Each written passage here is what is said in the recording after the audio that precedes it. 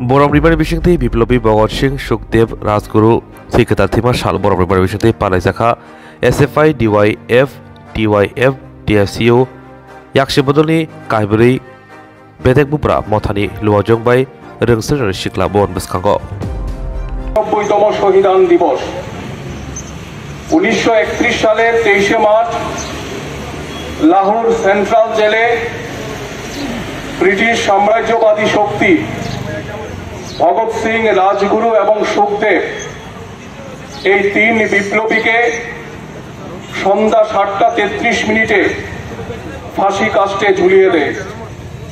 আজকের এই দিনটি বামপন্থী ছাত্র যুব সংগঠনের কর্মীদের কাছে দেশপ্রেমের আদর্শে আলোকদীপ্ত হয়ে নতুন ভারত তৈরি করবার যে লড়াই, এই লড়াইয়ে সামিল হবার এক উজ্জ্বলতম দিন।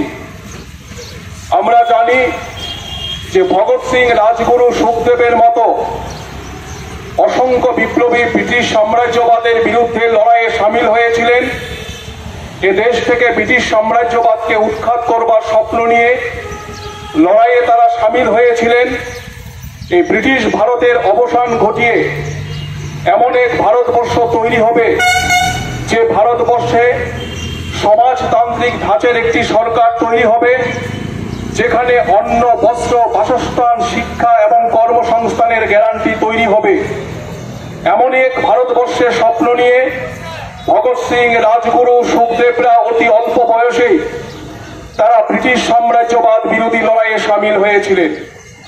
আমরা যদি ভগৎ সিং এর জীবনী দেখি, আমরা লক্ষ্য করব যে ভগৎ সিং এর বয়স যখন মাত্র 12 বছর, তখনই ভগৎ সিং ব্রিটিশ সাম্রাজ্যবাদ বিরোধী লড়াইয়ে সামিল হয়েছিলেন এবং বিশেষ করে তৎকালীন সময়ে জালিয়ানওয়ালাবাগে শিখদের উপর যে ভয়ঙ্কর হত্যাকাণ্ড সংগঠিত হয়েছিল, যে হত্যাকাণ্ডের ফলে প্রায় 20,000-এর বেশি মানুষের প্রাণহানি ঘটেছিল, এই ঘটনা ভগৎ সিংকে দারুণভাবে দাগ কেটে যায় এবং স্কুলে পড়ার সময় ভগৎ সিং এই জালিয়ানওয়ালাবাগ হত্যাকাণ্ডের যে ঘটনা যেখানে সংগঠিত হয়েছিল সেখানে ছুটি গিয়ে এই হত্যাকাণ্ডের স্থান থেকে মাটি সংগ্রহ করে সেই মাটি বোতলের মধ্যে ভরে রেখেছিল এবং প্রতিদিন এই বোতলের সামনে দাঁড়িয়ে ভগৎ সিং শপথ গ্রহণ করত যে ব্রিটিশ সাম্রাজ্যবাদকে ভারতবর্ষের মাটি থেকে উৎখাত করতে হবে।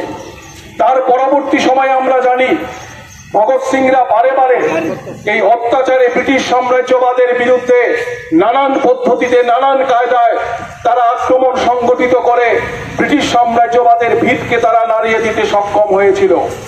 আজকে আমাদের দেশ ভারতবর্ষ স্বাধীন হয়েছে, কিন্তু দুর্ভাগ্য আমাদের যে ভগৎ সিং রাজগুরু সুখদেবরা যে ভারতবর্ষের স্বপ্ন দেখেছিলেন, যে ভারতবর্ষের ছবি তারা দেখেছিলেন, সেই ভারতবর্ষ আজকে স্বাধীনতার এতগুলো বছর পেরিয়ে যাওয়ার পর তৈরি হয়নি। আজকে ভারতবর্ষের মাটিতে ধর্ম এবং জাতপাতের নাম করে বিভাজনের রাজনীতি তৈরি করা হচ্ছে। সাম্প্রদায়িকতার নাম করে ভারতবর্ষের ছাত্র যুবদের যে মূল সমস্যা, কর্মসংস্থানের সমস্যা, শিক্ষার সমস্যা, এই সমস্যাগুলোকে আড়াল করে দেওয়ার জন্য চেষ্টা করা হচ্ছে। আজকে আমাদের ভারতবর্ষের মাটিতে কোটি কোটি বেকার, তারা প্রতিদিন কাজের জন্য চিৎকার করছেন, কিন্তু দেশের সরকার তাদের জন্য কর্মসংস্থানের ব্যবস্থা করতে পারছেন না।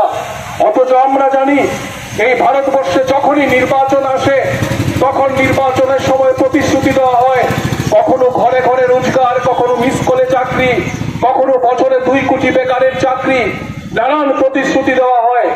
ভারতবর্ষের মধ্যে আমরা জানি আজকে বিত্তবানদের জন্য শিক্ষাকে শুধুমাত্র পৌঁছে দেওয়ার জন্য শিক্ষার বেসরকারীকরণ করার চেষ্টা করা হচ্ছে। পয়সা যার, শিক্ষা তার, এই নীতি গ্রহণ করে আমাদের দেশের শিক্ষা ব্যবস্থাটাকে সম্পূর্ণ বেসরকারি মালিকদের হাতে, পুঁজিপতিদের হাতে তুলে দেওয়ার জন্য চেষ্টা করছে।